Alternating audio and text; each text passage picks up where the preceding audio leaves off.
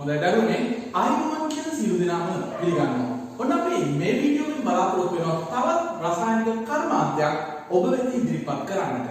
මේ සැරේ අපි කතා කරන්න බලාපොරොත්තු වෙන කර්මාන්තය තමයි සෝඩියම් කාබනේට් නිෂ්පාදනය. සෝඩියම් කාබනේට් අපි කියනවා රෙදි සෝඩා ඒ වගේම සෝඩා ඇෂ් කියලා. ඒ සූත්‍රය තමයි Na2CO3. අපි සෝඩියම් කාබනේට් නිෂ්පාදනය කතා කරන්නයි මේ සූදානම් වෙන්නේ. දරුවනේ මේ පාඩම තුල අපිට මේකේ ගණා යෑම මෙන්න මෙහෙම සඳහන් කරන්න පුළුවන්. අපි මුලින්ම කතා කරන්න නියමිතයි සෝඩියම් කාබනේට් වල ප්‍රයෝජන වැදගත්කම. මොනවද මේ සෝඩියම් කාබනේට් අපි නිෂ්පාදනය කරන්නේ කියන කාරණය. ඊළඟට අපි සොයාගමු මේ සෝඩියම් කාබනේට් ලෝකේ පුරා කොපමණ නිෂ්පාදනය වෙනවද සහ ඒ නිෂ්පාදනය කරන රටවල් අතර මුල් තැන ගන්නා රටවල් මොනවද කියලා. ඊට පසු දරුවනේ අපි කතා කරමු මේ සෝඩියම් කාබනේට් නිෂ්පාදන ක්‍රියාවලිය ගැන. ඒ කියන්නේ සෝඩියම් කාබනේට් නිෂ්පාදනය කරන්නට අපි භාවිත කරන ක්‍රියාවලිය. අපි කියනවා ඒකට ඇමෝනියා සෝඩා ක්‍රමය. එහෙම නැත්නම් සෝල්වේ ක්‍රමය. හොඳයි. අපි මේ සෝල්වේ ක්‍රමය ගැන විස්තර සහිතව අපි කියමු සවිස්තරව සලකා බලන්නට යන්නේ අවසානයේ. එතකොට අපි ඒ සෝඩියම් කාබනේට් නිෂ්පාදනයේදී අනුගමනය කරන ප්‍රධාන පියවර 4 ඒ පියවරේදී සිදු කරන ක්‍රියාවලිය මොනවාද? සිදුවන ප්‍රතික්‍රියා මොනවාද? ලැබෙන පල මොනවාද? යනාදී ලෙස අපි සවිස්තරව හදාගන්න. සලකා බලමු. දරුවනේ මේ වෙනකොට අපි මේ වීඩියෝ මාලාව තුළින් ඒ කියන්නේ කෙමිස්ට්‍රි ටීචර් කියන YouTube channel එක ඔස්සේ ඔබ හමුවට ගෙනල්ලා තියෙන රසායනික කර්මාන්ත ආශ්‍රිත වීඩියෝ මාලාව තුළින් ඔබට විවිධ කර්මාන්ත මේ වෙනකොට අපි ඉදිරිපත් කර තිබෙනවා. සහ අනාගතයේදී තව කර්මාන්ත කීපයක් අපි ඔබට ඉදිරිපත් කරනවා. ඉතින් දරුවනේ ඔබ මේවා දැන කියාගෙන මේවා පරිශීලනය කරලා ඔබට ඇති වෙන ගැටලු වෙතොත් ඔබේ අදහස් වෙතොත් අප සමග බෙදා හදා ගන්න ඔබට ඇති වෙන ගැටලු අපෙන් විමසා සිටින්න. ඉතින් ඔබට මේ පහළ අදහස් తీරුවේ ඒවා සඳහන් කිරීමේ හැකියාව තියෙනවා. ඒ වගේමයි දරුවනේ ඔබ මේ පණිවිඩය හැමෝම වෙතම ගෙනියන්න. ඒ කියන්නේ උසස් පෙළ රසායන විද්‍යාව ඒ කර්මාන්ත ආශ්‍රිතව රසායනික කර්මාන්ත ආශ්‍රිතව වන ඒ පාඩම සඳහා වන අත්ලක් විදිහට තමයි අපි මෙන්න මේ වීඩියෝ ඔබට ඉදිරිපත් කරලා තියෙන්නේ. ඉතින් දරුවනේ ඔබේ යාළුවෝ සමග මේ වීඩියෝ පිළිබඳව දැනුම බෙදා හදා ගන්න. හොඳයි. එහෙනම් අපි යමු සෝඩියම් කාබනේට් නිෂ්පාදනය පිළිබඳව සාකච්ඡා කරන්න. දරුවනේ සෝඩියම් කාබනේට් Na2CO3 කියලා මම කිව්වා. ඒක ජලය රහිතව තියෙනකොට අපි කියනවා නිර්ජලීය කියලා. නිර්ජලීය සෝඩියම් කාබනේට් කියන්නේ කුඩා පවුඩර් එකක්. එතකොට මේ සෝඩියම් කාබනේට් ස්ෆටික හම්බ වෙනවා සජල තත්වයක් තියෙනවා. මොන වගේ සජල තත්වද සෝඩියම් කාබනේට් ස්ෆටික තුල පවතී? දරුවනේ සජල ස්ෆටික කියලා කියන්නේ රසායනිකව බැඳුණු ජලය සහිතයි. ඒ වයි අපිට හම්බ වෙනවා එක සෝඩියම් කාබනේට් අණුවකට ජලාණු 10ක් බැඳුණු අවස්ථාව. අපි කියනවා ඩෙකාහයිඩ්‍රේටඩ් සෝඩියම් කාබනේට් කියලා. වගේම අපිට හම්බ වෙනවා ජලාණු 7ක් බැඳුණු අවස්ථාව හෙප්ටා හයිඩ්‍රේටඩ් සෝඩියම් කාබනේට් ජලාණු 1ක් බැඳුණු අවස්ථාව මොනෝ හයිඩ්‍රේටඩ් සෝඩියම් කාබනේට් ආදී ලෙස මේක සජල සෝඩියම් ලවණ. එතකොට දරුවනේ මේ සියලුම සෝඩියම් මාදිලීන් අපි ගත්තොත් සුදු පාටයි සහ ජලයේ හොඳින් දියවෙන සංයෝග. එතකොට මේ සෝඩියම් කාබනේට් වලට මධ්‍යස්ථ වාර්ෂික ලක්ෂණ තියෙනවා. ඒ කියන්නේ අපි සෝඩියම් කාබනේට් පාවිච්චි කරනවා සමහර වෙලාවට මාධ්‍ය වාර්ෂික කරන්න අවශ්‍ය නැහැ. දරුවනේ මේක හින්දා අපිට මේ සෝඩියම් කාබනේට් භාවිතයේදී දකින්නට පුළුවන් ඔය පිහිනුම් තටාකවල ජලය පිරිසිදු කිරීම සඳහා විස බීජ නාශනය සඳහා අපි එකතු කරන ක්ලෝරින්. ඒ ක්ලෝරින් දිය කරනම පිහිනුම් තටාකවල ජලය තුල අපිට ක්ලෝරින් ජලය සමග හදනවා දකින්න පුළුවන්. ඒ කියන්නේ අපි මෙන්න මේ ප්‍රතික්‍රියාව සිද්ධ කරනවා එකතු කිරීම තුලින් ක්ලෝරින් ජලයට HCl HOCl හයිඩ්‍රොක්ලෝරික් ඇසිඩ් සහ හයිඩ්‍රොක්ලෝරික් ඇසිඩ්. මේ HCl කියන එක හයිඩ්‍රොක්ලෝරික් අම්ලය ඒක පරමාණු ඔක්සිජන් සහ හයිඩ්‍රජන් ක්ලෝරයිඩ් හයිඩ්‍රොක්ලෝරික් අම්ලයට මිදෙනවා. මේ පරමාණු ඔක්සිජන් වලට පුළුවන් විස බීජ නාශනය කරන්න විස බීජ නාශන හැකියාවක් ඒ සතුයි. දරුවනේ මෙන්න මෙහෙම අපි ක්ලෝරින් දාලා බලාපොරොත්තු වෙනවා. ඒ අපි කියමු පිළිනුම් තටාකවල ජලය ඒ ජලය විස බීජ නාශනය කිරීම පිරිසුදු කිරීම. එතකොට ඒ සමගම හයිඩ්‍රොක්ලෝරික් අම්ලය ඒ ජලය තුල ඇති වෙනවා. දරුවනේ මේකින්ද අපේ සම ඒ වගේම ඇහැ ආශ්‍රිතව ඒ අපි කියනවා දැවිල්ල ඇති වෙන්නට හේතුකාරකයක් වෙන්නට පුළුවන් මේ හයිඩ්‍රොක්ලෝරික් අම්ලය. මේක මගහරව ගන්නට මේ ආම්ලික තත්වයෙන් මිදෙන්නට අපිට පුළුවන් සෝඩියම් කාබනේට් එකතු කරන්න. සාමාන්‍යයෙන් සෝඩියම් කාබනේට් එකතු කරනවා ඔය පිහිනුම් තටාක ස්විමින් pool ආශ්‍රිත ඒ ජලයට එහි ආම්ලික තත්වය අඩු කරලා බාෂ්පික තත්වයට ගේන්න. එහෙනම් සෝඩියම් කාබනේට් කියන්නේ එහෙම බාෂ්පික කරන්නට මාධ්‍යයෙන් බාෂ්පික කරන්නට පාවිච්චි කරන ද්‍රව්‍යයක්. වගේමයි දරුවනේ සෝඩියම් කාබනේට් අපි පාවිච්චි කරන ප්‍රාථමික ප්‍රාමාණිකයක් විදිහට. අපිට සෝඩියම් කාබනේට් සජල වුණත් ඒක රත් වීමෙන් පසු නිර්ජල තත්වයට ගේන්නට පුළුවන්. නිර්ජල තත්වයේ පවතින සෝඩියම් කාබනේට් පිළිබඳව අපිට තක්සේරුකට එන්න පුළුවන්. සෑහීමකට පත් වෙන්නට පුළුවන්. එහි පිරිසුදු තත්වයේ සෝඩියම් කාබනේට් තියෙනවා කියන එක. සහ මේක සෝඩියම් හයිඩ්‍රොක්සයිඩ් වලට වඩා මිලෙන් අඩුයි. ඉතින් අඩු මිලක් සහිතයි.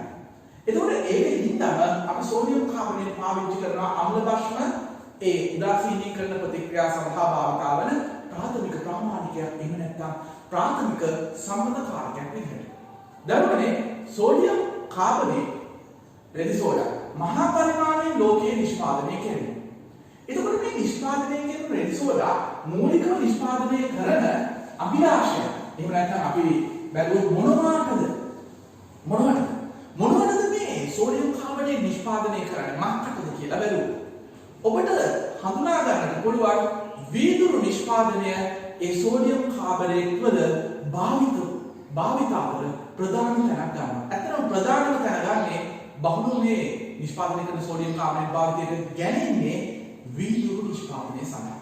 දරුවනේ මුළු නිෂ්පාදිත සෝඩියම් කාබනේට් ප්‍රමාණය අපි මේ ප්‍රමාණයෙන් 150කට වැඩි ප්‍රමාණය මම කියන්නේ 55ක් කියලා 155ක වගේ ප්‍රමාණයක් වීදුරු නිෂ්පාදනය සඳහා භාවිත වෙනවා අපිට දක්වන්න පුළුවන්. වීදුරු කියන්නේ මොනවද? වීදුරු අපි හදන්නේ සිලිකා වැලි. Silicon dioxide. ඒක සහසංයුජ යෝධ දැලිස ව්‍යුහයක්. මේ සිලිකන් ඩයොක්සයිඩ් සිලිකා වැලි වල තියෙනවා ඉතා කුඩා ස්ෆටික. මේ වැලි වල ඉතා කුඩා ස්ෆටික තියෙනවා. අපි උණු කරලා ද්‍රව කරලා නැවත සිසිල් වන්නට ඉඩ හැරීම තුළින් මේ කුඩා ස්ෆටික විශාල දැලිස ව්‍යුහයක් වලට පත් කර ගැනීම තමයි වීදුරු වලදී සිද්ධ වෙලා තියෙන්නේ. එතකොට පිරිසිදු සිලිකා වල මේ ඝන සිලිකන් ඩයොක්සයිඩ් වල ඒක සහසංයුජ යෝධ දැලිසක් කියලා මම කිව්වා. ඒකට ඉතා ඉහළ ද්‍රවාංකයක් තියෙනවා. මේ ඉතා ඉහළ ද්‍රවාංකයේ හිඳ ගන්නනේ අපිට ප්‍රායෝගිකව මේ සිලිකන් ඩයොක්සයිඩ් යාගේ ද්‍රව තත්වයට පත් කරන්න ඉතා ඉහළ උෂ්ණත්වයකට පත් කරන්නට ඕනේ. මේක ආර්ථිකව එතරම්ම සුදුසු ක්‍රමයක් නෙමෙයි. ඒ කියන්නේ නිකන් සිලිකා රත් කර ද්‍රව කර වීදුරු සෑදීමට උත්සාහ කිරීම. ඉතින් අපිට මෙයාගේ ද්‍රවාංගයේ බස්සන්නට පුළුවන් ඒ සමග යම් කවදයක් මිශ්‍ර කිරීම තුළ. මොකද ඒ යම් කවදේ? ඒක තමයි සෝඩියම් කාබනේට්. සෝඩියම් කාබනේට් අපි යොදනවා වීදුරු නිෂ්පාදනයේදී සිලිකන් සමග මිශ්‍ර කර රත් කිරීම තුළින් එහි ද්‍රවාංගය සැලකිය යුතු මට්ටමකින් පහළට බස්වා ගන්න. එතකොට අපිට පුළුවන් වීදුරු නිෂ්පාදනය කරන්න. නමුත් මේ නිෂ්පාදනය කරන වීදුරු මෙහෙම සෝඩියම් කාබනේට් සමග සිලිකන් ඩයොක්සයිඩ් උණු කරලා ගත්තොත් එහි ජල ද්‍රාව්‍යතාවක් තියෙනවා. දරුවනේ මේ මගහරවා ගන්නට ඔබට පුළුවන් කුණු ගල් කුඩු කර මේ සමග එකතු කර රත් කිරීමෙන්. එහෙමනම් කැල්සියම් කාබනේට් කුඩු සමග සිලිකා වැලි සමග සෝඩියම් කාබනේට් අපි රත් කරනවා. එහෙම රත් කිරීමෙන් ඒ කියන්නේ මේ දෙක රත් කරලා ලැබෙන මිශ්‍රණයට අපි දානවා කැල්සියම් කාබනේට් පවුඩර් එක කුඩු. එහෙම කිරීමෙන් අපිට ඔන වීදුරු නිෂ්පාදනය කරගන්නට පුළුවන්. අපි ඒක කියනවා සෝඩා ලයිම් ග්ලාස් කියලා. හරි. දරුවනේ මේ වීදුරු නිෂ්පාදනය සඳහා අපි නිපදවන සෝඩියම් කාබනේට් බොහෝමයක් විශාල ප්‍රමාණයක් භාවිත කරනවා. භාවිත කරනවා. ඒ විතරක් නෙවෙයි. අපිට සෝඩියම් කාබනේට් පාවිච්චි කරන්න පුළුවන් කඩදාසි කර්මාන්තයක එතනදී 100%ක් විතර. අපි දකිනවා නිෂ්පාදනය කරන මුළු සෝඩියම් කාබනේට් පාවිච්චි වෙනවා කඩදාසි කර්මාන්තයේදී ඒ පල්පය තැනීම සඳහා. කඩදාසි කර්මාන්තයේදී පල්ප තැනීම සඳහා. දරුවනේ සෝඩියම් කාබනේට් පාවිච්චි කරලා අපි නිපදවා ගන්නවා sodium hydrogen sulfide NaHCO3 HSO3 hydrogen sulfide මේ සංයෝගය පාවිච්චි වෙනවා ඔය සෙලියුලෝස් වලින් ලිග්නින් වෙන් කර ගැනීමට ඒ කඩදාසි කර්මාන්තයේ. ඉතින් කඩදාසි කර්මාන්තයේදී මේ සෝඩියම් කාබනේට් රෙදි සෝඩා අපිට මෙහෙමින් ප්‍රයෝජනවත් වෙනවා. එතකොට ඒ විතරක් නෙමෙයි. දැන් මේ තවත් 110 වගේ ප්‍රමාණයක් අපි පාවිච්චි කරනවා මේ නිපදවන සෝඩියම් කාබනේට් මොනවා කරන්නද? අපි පාවිච්චි කරනවා සබන් සහ ශාලක නිපදවන්න. සබන් ශාලක නිපදවන්නට. දැන් සබන් සහ ශාලක කියලා කියන්නේ අපි පිරිසිදු කිරීම කාරක. අපි සබන් දාලා කුණු සෝදනවා ශාලක ඩිටර්ජන්ට් කියලා අපි හඳුන්වනවා දාලා කුණු සෝදනවා. එතකොට මේ පිරිසිදු කිරීම කාරක ජලයේ කඨිනත්වයක් තිබ්බොත් දරුවනේ මැග්නීසියම් කැල්සියම් අයන බහුලව තියෙන අවස්ථාවල අපි කියන එක කඨින ජලය කියන්නේ. ඒ විතර නෙමෙයි අයන් වගේ ෆෙරස් ෆෙරික් වගේ ඒවා තියෙනවා. එතකොට මෙන්න මේ අයන තියෙනකොට මේ සබන් වල සේදීමේ ක්‍රියාවලිය කාර්යක්ෂම සිද්ධ වෙන්නේ නැහැ. අන්න එහෙම වුණාම මේ අයන සමග තරඟ කරලා මේ මැග්නීසියම් කැල්සියම් වගේ අයන සමග තරඟ කරලා ඒ අයන ඒවායේ අනුරූප කාබනේට් බවට හරවලා ඒවා අවක්ෂේප ලෙස ඉවත් කරලා අපේ ඒ සේදීමේ ක්‍රියාවලිය කාර්යක්ෂමව සිදු කර දෙන්නට අපිට මේ සබන් ශාලකවල සෝඩියම් කාබනේට් තිබීම හරිම වැදගත්. දරුවනේ එතකොට අපිට රෙදි කර්මාන්තේ දැන් තව අපි කිව්ව තව 118ක් විතර මේ සෝඩියම් කාබනේට් අපිට දකින්න පුළුවන් භාවිත වෙනවා. විවිධ වෙනත් රසායනිකයන් නිෂ්පාදනය කරන්නට. දරුවනේ සෝඩියම් කාබනේට් අපි පාවිච්චි කරනවා සෝඩියම් ෆොස්ෆේට්, සිලිකේට්, ඒ වගේම ක්‍රෝමේට් වගේ රසායනිකයන් නිෂ්පාදනය කරන්නට. ඒ වගේමයි. එතකොට අපිට තව මේ සෝඩියම් කාබනේට් භාවිතාවන් දකින්නට පුළුවන් විවිධ ශේෂ්ත්‍රවල අපි මෙහෙම කියමු. ජලය පිරිපහදු කිරීමේදී මේ ජලයේ කඨිනත්වය ඉවත් කරන්නට අපි කෙලින්ම ඍජුවම සෝඩියම් කාබනේට් එකතු කිරීම සිදු කරනවා. දරුවනේ ඒ විතරක් නෙමෙයි අපි රෙදිපිලි වර්ණ දැමීමේදී ඒ වර්ණක ඒ රෙදිපිලි වල තියෙන ඒ තන්තු සමග කාවත් දාන්නට හොඳින් ඒකට ශක්තිමත්ව බන්ධනය කරන්නට අපි සෝඩියම් කාබනේට් වල සහාය ලබා ගන්නවා. එතකොට මේ විදිහට සෝඩියම් කාබනේට් වල විශාල ප්‍රයෝජන රසක් අපිට දකින්නට පුළුවන්. අපි සෝඩියම් කාබනේට් පාවිච්චි කරලා සෝඩියම් බයිකාබනේට් උපදවා ගන්නවා. ඔබලා සෝඩියම් බයිකාබනේට් භාවිත වෙනවා කියලා ගිනි නිවීමේ උපකරණවල. ඒ වගේමයි සෝඩියම් බයිකාබනේට් තමයි අපි හඳුන්වන්නේ ආප්ප සෝඩා කියලා. එතකොට සෝඩියම් බයිකාබනේට් අපි පාවිච්චි කරනවා අපි කියනවා බේකින් සෝඩා බේකින් සෝඩා කියලා අපි කියනවා සෝඩියම් බයිකාබනේට්. එතකොට බේකින් පවුඩර් නිපදවන්නට සෝඩියම් බයිකාබනේට් පාවිච්චි කරනවා. අපි එතනදී සෝඩියම් හෝ පොටෑසියම් නයිට්‍රේට් සමග ටාටරික් අම්ලය සෝඩියම් බයිකාබනේට් මිශ්‍ර කරලා බේකින් පවුඩර් නිපදවා ගන්නවා. දැන් ඔන්න ඔය විදිහට විවිධ රසායනික නිෂ්පාදනය කරන්නට මේ සෝඩියම් කාබනේට් පාවිච්චි වෙනවා. වීදුරු, සබන්, කඩදාසි වගේ දේවල් නිෂ්පාදනය කරන්නට සෝඩියම් කාබනේට් පාවිච්චි වෙනවා. දරුවනේ මෙහිම බැලුවම මේ සෝඩියම් කාබනේට් උගා කර්මාන්තවල ආරම්භක ද්‍රව්‍යයක් විදිහට ඒ කියන්නේ අමු ද්‍රව්‍යයක් විදිහට අපි පාවිච්චි කරනවා. එතකොට සෝඩියම් කාබනේට් කියන්නේ අද ලෝකයේ උගාත්ම වටිනා ප්‍රයෝජනවත් රසායනිකයක්.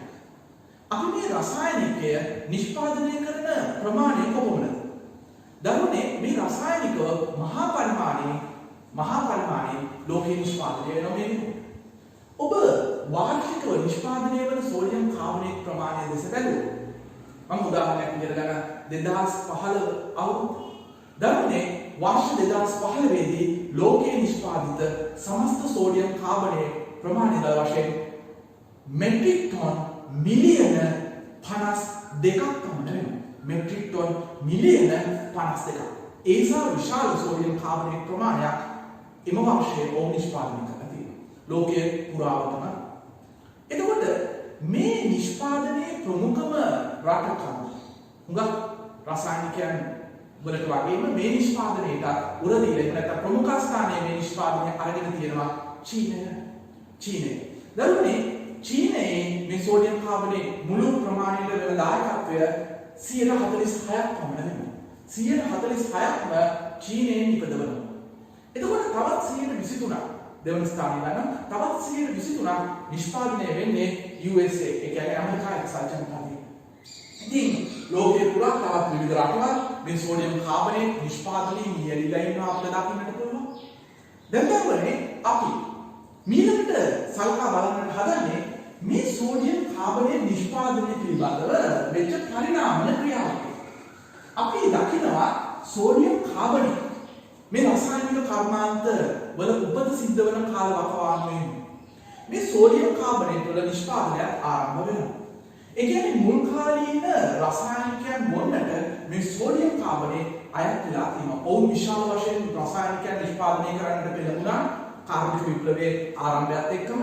එතකොට සෝඩියම් කාබනේට් ඒ කාලේ ඉඳන්ම මහා පරිමාණයෙන් නිෂ්පාදනය වෙන්නට පටන් ගත්ත රසායනිකයක්.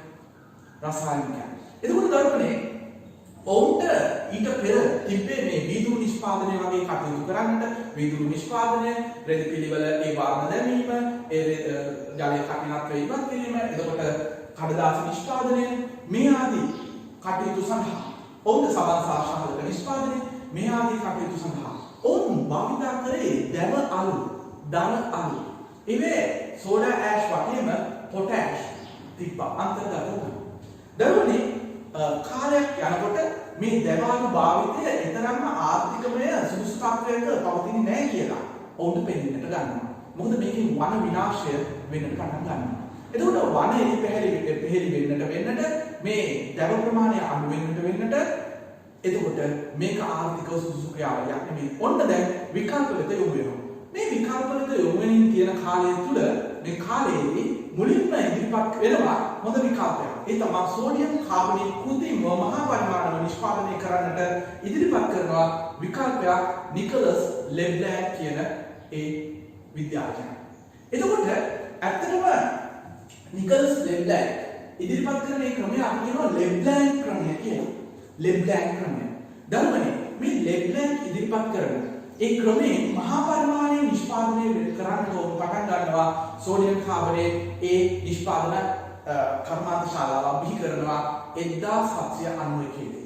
එතෙන් පටන් මහා පරිමාණව ලෝකයට සෝඩියම් කාබනේට් නිෂ්පාදනය කරන්නට ඕන පටන් ගන්නවා. දැන් මේ ලෙබ්ලෑන්ඩ් ක්‍රමය ගැන මම සාරාංශයක් කියන්නම්. මොකද ඒකට ඔබට හඳුනා ගන්න පුළුවන් අපි වර්තමානයේ නූතනයෙන් පාවිච්චි කරන ක්‍රමය වෙන සෝල්වේ ක්‍රමයේ කොච්චර වාසි තියෙනවද කියලා. එතකොට මේ ලෙබ්ලෑන්ඩ් ක්‍රමයේදී ඔවුන් පාවිච්චි කරපු අමුද්‍රව්‍ය උනේ සෝඩියම් ක්ලෝරයිඩ්. ඒ කියන්නේ අපි හඳුන්වන ලුණු කියන්නේ ලුණු සාමාන්‍ය ලුණු සෝඩියම් ක්ලෝරයිඩ් සමග සාන්ද්‍ර සල්ෆියුරික් අම්ලය. ඒ වගේම ඔවුන් පාවිච්චි කරා මුමුගල් කැල්සියම් කාබනේට් සහ ගල් අමුතු කාබන්. දරුවනේ ඔවුන් පළමුව කරේ මේ සෝඩියම් ක්ලෝරයිඩ් සාන්ද්‍ර සල්ෆියුරික් අම්ලය සමග මිශ්‍ර කරලා කිරීම. එතකොට ගන්න සෝඩියම් ක්ලෝරයිඩ් ඕම් මිශ්‍ර කරා සාන්ද්‍ර සල්ෆියුරික් අම්ලයත් එක්ක. එතකොට ලැබුණා සෝඩියම් සල්ෆේට් සහ හයිඩ්‍රොක්ලෝරික් අම්ලය. දැන් මෙහෙම දෙයක් වුණා. හයිඩ්‍රොක්ලෝරික් අම්ලය වාෂ්පශීලී. මේ හයිඩ්‍රොක්ලෝරික් අම්ලය වාෂ්ප ලෙස ඉවත් වුණා. ඉතුරු කරමින් ඝන සෝඩියම් සල්ෆේට්. දැන් මේ දෙවනුව ඔවුන් ගුණගන් සහ කෝක් මේකට මිශ්‍ර කරලා රත් කරනවා. හරි. මේ සෝඩියම් සල්ෆේට් ගුණගල් සහ කෝක් සමග මිශ්‍ර කරලා රත් කරනකොට කෝක් මගින් ඔක්සිහරණයට ලක් වුණා. ඒක සෝඩියම් සල්ෆයිඩ් බවට පත් වුණා. කාබන් ඩයොක්සයිඩ් බවට පත් වුණා. මේක ඔක්සිහරණයට ලෙස ක්‍රියා කළා මේ කෝක්. එතකොට කෝක් යනවා කාබන් ඩයොක්සයිඩ් වලට, සල්ෆේට් යනවා සල්ෆයිඩ් වලට. දැන් තමයි අපි මේක මේ ආකාරයෙන් තුරණය කරගන්න පුළුවන්. එතකොට මෙහෙම ප්‍රතික්‍රියාවක් වෙලා සල්ෆයිඩ් ලැබුණට මේ කැල්සියම් කාබනේට් තෝම් දැන් මිශ්‍ර කරලා තියෙන්නේ හුඟක් මිශ්‍ර කරලා තියෙන්නේ. ඔය ලැබෙන සෝඩියම් සල්ෆයිඩ් මගින් ප්‍රතිඵල වුණා කැල්සියම් සල්ෆයිඩ් සහ සෝඩියම් කාබනේට්. ඔන්න ඔය ආකාරයට සෝඩියම් කාබනේට් අඩංගු ඝන මිශ්‍රණයක් ලබා ගත්තා. ඒ ඝන මිශ්‍රණය තුළ මේ ද්‍රව්‍ය අඩංගු වුණා. මොනවද? ඒ ඝන මිශ්‍රණය තුළ තිබ්බා කැල්සියම් වල සල්ෆයිඩ්, සෝඩියම් වල කාබනේට්. දැන් ඒ ඝන මිශ්‍රණය තුළ තව NaCl වගේ දේවල් තුළ තියෙන හැටි. එතකොට දරුවනේ මේ ඝන මිශ්‍රණයේ කැල්සියම් සල්ෆයිඩ් තියෙනවා. සල්ෆයිඩ් තිබීම හින්දා යම් තරමක කටුක ගන්ධයක් මේ මිශ්‍රණය තුළ තිබ්බා. හරි. මේ කර්මාන්ත ශාලාවෙන් ලබා ගන්න ඝන මිශ්‍රණය තුළ තියෙන සෝඩියම් කාබනේට් ජනරාවතාවෙන් වැඩි. එතකොට මේ ජලය සමග මිශ්‍ර කරාම ජලයේ සෝඩියම් කාබනේට් දියුණා. දරුවනේ ජලයේ සෝඩියම් කාබනේට් දිය වෙනවා. එතකොට ජලීය සෝඩියම් කාබනේට් දිය වෙනවා. එතකොට ඔබට පුළුවන් ඒ ද්‍රාවණය ලෙස සෝඩියම් කාබනේට් ඉවත් කරගන්න.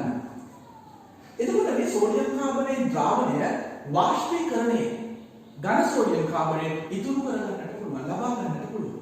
ඔන්න ඕක තමයි ඔවුන් මුල් කාලීනව භාවිත කළ සෝඩියම් කාබනේට් නිෂ්පාදනය සඳහා වූ ක්‍රමය උනේ. අපි ඔබට කියනවා ලෙබ්ලෑන්ඩ් ක්‍රමය කියලා. දැන් පහු වෙනකොට ඔවුන්ට අවබෝධ වෙන්නට ගත්තා මේකෙන් විශාල පරිසර හානියක් සිද්ධ වෙනවා කියන එක. මොකද HCl වාෂ්පය පරිසරයට නිදහස් වුණා නිරතුරුවම. ඒ වගේමයි බැහැර කරනකොට මේ මිශ්‍රණය අපද්‍රව්‍ය මිශ්‍රණය අතුරුඵල වල තිබ්බ කැල්සියම් සල්ෆයිඩ් එමගින් සැලකිය යුතු තරම් පරිසර දූෂණයක් සිද්ධ වුණා. දරුවනේ මේ හින්දා පෙළඹෙනවා සමාජයේ විසින් අනුපත පනක් ගෙනල්ලා නීති ගෙනල්ලා මේ සිදුවෙන පරිසර හානිය තක්සේරු කරලා ඔවුන් වෙත විශාල වශයෙන් දඩ නියම කරන්නට. ඒ කියන්නේ දඩ මුදල් ඔවුන් මත පනවනවා. එතකොට නීති ගෙනෙනවා මේ කර්මාන්ත ශාලා ආශ්‍රිතව ඔවුන්ගේ ඒ අපද්‍රව්‍ය බැහැර කිරීම සම්බන්ධයෙන් වන. ඒකින්ද 1863 පමණ වෙනකොට අපිට මුල්ම පාරිසරික නීති මේ ආශ්‍රිතව හඳුනා ගන්නට පුළුවන්. දරුවනේ රසායනික කර්මාන්ත පටන් අරගෙන මේ දක්වා වෙනකොට 1863 දී පමණ ඔන්න ඔවුන් අවබෝධ කරගන්නවා මේ කර්මාන්ත ශාලා ආශ්‍රිතව දැවැන්ත පරිසර දූෂණයක් සිද්ධ වෙන්නට සම්භාවිතාවයක්. එහෙම නැත්නම් ප්‍රවණතාවයක්. එහෙම නැත්නම් විභවයක් තියෙනවා කියලා. ඉතින් ඔවුන් පාරිසරික නීති හඳුන්වා දෙන්නට පෙළඹෙනවා සමාජයේ විසින්. හරි. එතකොට මේ ආශ්‍රිතව තමයි ඔවුන් පළවෙනි එහෙම environmental act එක පාරිසරික නීතිය හඳුන්වලා දෙන්නේ. හරි. දරුවනේ කොහොම වුණත් 1861 දී අර්නස්ට් සෝල්වේ කියන විද්‍යාඥයා ඔහු ඉදිරිපත් කරනවා තව ක්‍රමයක්. මේ ඉදිරිපත් කරපු ක්‍රමයෙන් සෝඩියම් කාබනේට් නිෂ්පාදනය කරන්නට පෙළඹෙනවා පටන් ගන්නවා. ඇත්තටම මේ ක්‍රමය මීට පෙර හඳුනාගත් ප්‍රතික්‍රියා ආශ්‍රයෙන් වුවත් මහා පරිමාණව සෝඩියම් කාබනේට් නිෂ්පාදනය කරන්න සුදුසුයි කියලා ලෝකෙට හඳුන්වලා දෙන්නේ අර්නස්ට් සෝල්වේ. ඉතින් අපි එතුමාට ගරු කිරීමක් විදිහට මේක හඳුන්වනවා සෝල්වේ ක්‍රමය කියලා. දරුවනේ අපි මේ පාඩමේදී ඒ කියන්නේ අපේ උසස් පෙළ රසායන විද්‍යාව කර්මාන්ත රසායන කොටස තුළ සෝඩියම් කාබනේට් නිෂ්පාදනය සඳහා යොදා ගන්නා ක්‍රමයේ ලෙස සලකා බලන්නේ මොකක්ද? මේ සෝල්වේ ක්‍රමය. අපේ විෂය නිර්දේශක ඇතුළත් වෙන්නේ සෝල්වේ ක්‍රමයෙන් සෝඩියම් කාබනේට් නිෂ්පාදනය කිරීම. හොඳයි. එහෙනම් අපි දරුවනේ ඔන්න ලෑස්ති වෙන්නේ සෝල්වේ ක්‍රමයෙන් සෝඩියම් කාබනේට් නිෂ්පාදනය සලකා බලන්න. හොඳයි. දරුවනේ සෝල්වේ ක්‍රමය සෝඩියම් කාබනේට් නිපදවනකොට අපි පාවිච්චි කරන ද්‍රව්‍ය මොනවද? මේක තමයි අපි පාවිච්චි කරන සාන්ද්‍ර NaCl ද්‍රව්‍යය. සාන්ද්‍ර NaCl ද්‍රව්‍යය. ඒ වගේමයි අපි පාවිච්චි කරනවා මේ ක්‍රියාවලියේදී ඇමෝනියා. අපි පාවිච්චි කරනවා හුණුගල්. එතකොට මේවා තමයි අපේ ප්‍රධාන අමුද්‍රව්‍ය වෙන්නේ. මොනවාද? අපි පාවිච්චි කරනවා සාන්ද්‍ර NaCl. අපි මේක කියනවා බ්‍රයින් ද්‍රවණයක් කියලා. ඒ වගේම අපි පාවිච්චි කරනවා ඇමෝනියා. අපි සාන්ද්‍ර NaCl ගන්න පුළුවන් මුහුදු ජලයේ තියෙනවා විවිධ ලවණ වර්ග. මේ ලවණ වර්ග අතරේ ප්‍රධාන ලවණය වෙන්නේ NaCl. එතකොට මීට අමතරව අපිට මුහුදු ජලයෙන් හොයා ගන්නට පුළුවන් magnesium chloride, magnesium sulphate, magnesium bromide, potassium chloride, ආදී වූ ඒ වෙනත් ලවණ වර්ග. එතකොට දරුවනේ අපි මුහුදු ජලයෙන් නම් මේ NaCl ලබා ගන්න. අපි දැනගන්න ඕනේ මුලින්ම කරන්නට මුහුදු ජලයේ තියෙන අනිකුත් ආයන අපද්‍රව්‍ය ලෙස සලකා ඒවා ඉවත් කරනවා. ඉතින් අපි හයිඩ්‍රොක්සයිඩ් හෝ කාබනේට ලෙස ඔය කැටායන අවක්ෂේප කරලා ඉවත් කරනවා. එතකොට එහෙම කරලා අපි පිරිසිදු කර ගන්නවා මේකේ තියෙන NaCl විතරයි. පවත්වා ගන්නට වග බලා ගන්න. එතකොට මේ NaCl අපි සාන්ද්‍ර ද්‍රාවණයක් බවට පත් කරලා ඒ කියන්නේ ජලය වාෂ්පීකරණය කරලා ලබා ගන්න පුළුවන්. එතන පටන් අපි ඒක නම් කරනවා බ්‍රයින් ද්‍රාවණයක් විදිහට. හොඳයි. එතකොට ඇමෝනියා දරුවනේ අපි හේබර් ක්‍රමයෙන් නිපදවා ගන්න ඇමෝනියා මෙතනදී භාවිත කරන්න පුළුවන්. හුණුගල් පාවිච්චි කරන්න පුළුවන්. හුණුගල් කාබන් යෝජනයෙන් අපි කාබන් ඩයොක්සයිඩ් ලබා ගන්නවා. මේ කාබන් ඩයොක්සයිඩ් තමයි අපිට වැදගත් වෙන්නේ ඇත්තටම අමුද්‍රව්‍ය විදිහට. ඉතින් කාබන් ඩයොක්සයිඩ් අමුද්‍රව්‍යයක් විදිහට පරිසරයේ නැති හින්දා අපි අමුද්‍රව්‍යයක් විදිහට ගන්නේ හුණුගල් වල තාප වියෝජනයේ අපි ලබා ගන්නවා මොනවද? Carbon dioxide. ඒ විතරක් නෙමෙයි අපිට කාබන් ඩයොක්සයිඩ් අතුරුඵල ලෙස ලැබෙන අනිකුත් කර්මාන්ත සමහර වෙලාවට අපද්‍රව්‍යයක් ලෙස ලැබෙන අනිකුත් කර්මාන්ත වල ලැබෙන ඒ අතුරුඵලය අපද්‍රව්‍ය මේකට පාවිච්චි කරන්න පුළුවන්. උදාහරණයක් විදිහට අපිට ඇමෝනියා නිෂ්පාදනයේදී විශාල වශයෙන් කාබන් ඩයොක්සයිඩ් ලැබෙනවා. අපිට ටයිටේනියම් ඩයොක්සයිඩ් නිෂ්පාදනයේදී යකඩ නිස්සාරණයේදී විශාල වශයෙන් කාබන් ඩයොක්සයිඩ් ලැබෙනවා. සල්ෆියුරික් අම්ල නිෂ්පාදනයේදී පවා කාබන් ඩයොක්සයිඩ් අපිට ලැබෙනවා ඒ දහන ක්‍රියාවලිය සඳහා භාවිත වෙනවා. එතකොට දරුවනේ අපි මේ දහන ක්‍රියාවලිය විවිධ කර්මාන්ත ආශ්‍රිතව සිදුවන දහන ක්‍රියාවලියවලදී පාවිච්චි වන ඉන්ධන දහනයෙන් නිපදවන කාබන් ඩයොක්සයිඩ් අපිට මේකට පාවිච්චි කරන්න පුළුවන්. එතකොට අපි ඒක පරිසරයට මුදා හැරීම වළක්වලා ඒක තවත් දෙයක් සඳහා ප්‍රයෝජනෙට පාවිච්චියට ගන්නවා වෙනවා. හොඳයි. එතකොට දැන් අපිට කාබන් ඩයොක්සයිඩ් ගන්න ප්‍රබලම විදිහට කැල්සියම් කාබනේට් පාවිච්චි කරන්න පුළුවන්. ඉතින් කැල්සියම් කාබනේට් නම් ප්‍රබලම විදිහට පාවිච්චි කරන්නේ අපිට අවශ්‍ය වෙන තවත් අමුද්‍රව්‍යයක් කියලා කියන්න පුළුවන් එක අපිට ඉන්ධන අවශ්‍ය වෙනවා මේ කාබන් ඩයොක්සයිඩ් දහනය කරන්න. අපි කියමුකෝ ගල් අමුද්‍රව්‍ය පාවිච්චි කරන්න පුළුවන්. ඒ ආදී විදිහට පොසිල් ඉන්ධනයක් පාවිච්චි කරන්න පුළුවන්. වෙනත් ක්‍රම තියෙනවා නම් ශක්ති ප්‍රබල තියෙනවා නම් මේ කාබන් ඩයොක්සයිඩ් වල තාපමාන වියෝජනය සඳහා පාවිච්චි කරන්න පුළුවන්.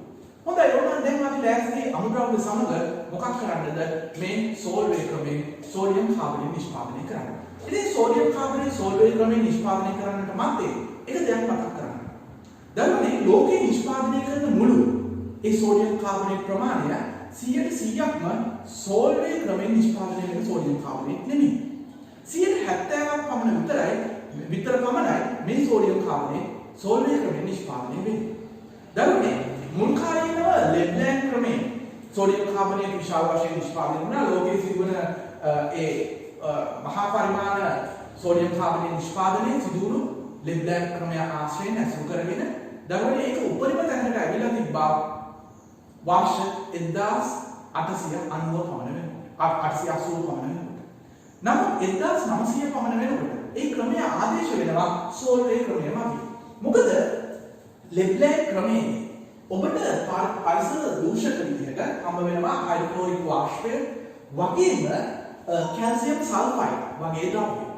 ඒ විතරක් නෙමෙයි ලෙබ්ලෑන්ඩ් ක්‍රමයේදී ඔබ පාවිච්චි කරන ඒ අමුද්‍රව්‍ය අතර තිබ්බා මොනවද? සල්ෆියුරික් අම්ලය, සාන්ද්‍ර සල්ෆියුරික් අම්ලය. හුණුගල්. එතකොට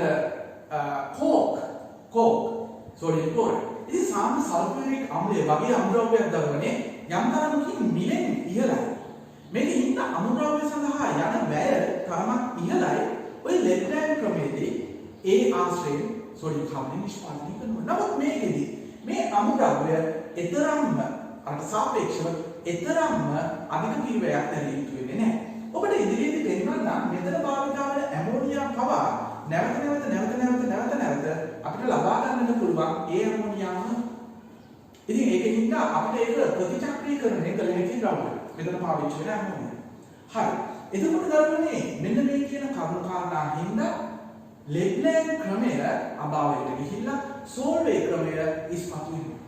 දරුවනේ 1920 වගේ වෙනකොට වාර්ෂය ලෝකයේ ඒ නිෂ්පාදනය සෝල්වේ ක්‍රමයෙන් තමයි 100%ක්ම වගේ නිෂ්පාදනය වෙන්නේ. ඒ කියන්නේ 1920 වගේ කාල වකවානුවේදී දරුවනේ අන්තිම ඒ ලෙට්ලෑන්ඩ් ක්‍රමය භාවිතයෙන් සෝඩියම් කාබනේට් නිෂ්පාදනය කරන කර්මාන්ත ශාලාවක් වැසී යනවා. නමුත් වර්ෂ 1938 වගේ වෙනකොට උතුරු ඇමරිකාවේ ඒ වයෝමින් කියන ප්‍රදේශ ආශ්‍රිතව ඔවුන් සොයා ගන්නවා මේ සෝඩියම් කාබනේට් අඩංගු නිදියක්. එතකොට මේ නිදිය තුල අඩංගුයි සෝඩියම් කාබනේට්, සෝඩියම් බයිකාබනේට් සහ ජලය අඩංගු කණික. එතකොට මෙන්න මේ ආකාරය මෙන්න මේ නිදියෙන් ඍජුවම ඒ කණිජ ලබාගෙන ඍජු රත් කිරීමකට ලක් කරලා අපිට ලබා ගන්නට පුළුවන් එය ජලය දිය කරලා ඊට පස්සේ මේකෙන් ජල වාෂ්පයක් කරලා ඍජු රත් කිරීමකට ලක් කරලා ඉතා පහසු ක්‍රමයකින් මේකෙන් සෝඩියම් කාබනේට් නිපදවා ගන්න හැකියාව තිබෙනවා. ඉතින් ඔවුන්ට වැටහි යනවා සෝඩියම් ක්‍රමයෙන් සෝඩියම් කාබනේට් නිපදවන්නට වඩා පහසුවෙන් සෝඩියම් කාබනේට් ලබා ගැනීමේ ක්‍රමයක් ලෙස මෙය භාවිත කළ හැකි බව. ඒකේ ඉන්න දරුවනේ වර්තමානයේ වෙනකොට 130ක් විතර මේ ඛනිජ ආශ්‍රයෙන් ලබා ගන්න සෝඩියම් කාබනේට් අපිට හමු වෙනවා. ඔවුන්ගේ සියලු නිෂ්පාදනය ඒ නිදි ආශ්‍රිතව සිදුවෙන නිස්සාරණය කරගන්න සෝඩියම් කාබනේට් ඇස්වෙන් තමයි ලබා ගන්න. ඔවුන් සෝල්වේ ක්‍රමය සම්පූර්ණයෙන් අතාරිනවා වර්ෂ 1986 පමණ වෙනකොට. දරුවනේ ඔවුන්ගේ සමස්ත නිෂ්පාදනය යන්නේ ඒ ආකාරයේ ඛනිජ ආශ්‍රිත. ඉතින් දරුවනේ අපිට 70% වගේ ප්‍රමාණයක් තමයි ලෝක සෝඩියම් කාබනේට් නිෂ්පාදනයේ මේ සෝල්වේ ක්‍රමයට බැර කරන්න පුළුවන්. කොහොම වුණත් කර්ම කොයි හැටියට ඔන්න අපි ලෑස්ති කතා කරන්න සෝඩියම් කාබනේට් නිෂ්පාදනය පිළිබඳ සෝල්වේ ක්‍රමය. හොඳයි. අපි එහෙනම් සල්කලා බලමු සෝඩියම් කාබනේට් නිෂ්පාදනය පිළිබඳ සෝල්වේ ක්‍රමය අපේ මීළඟ වීඩියෝව තුල.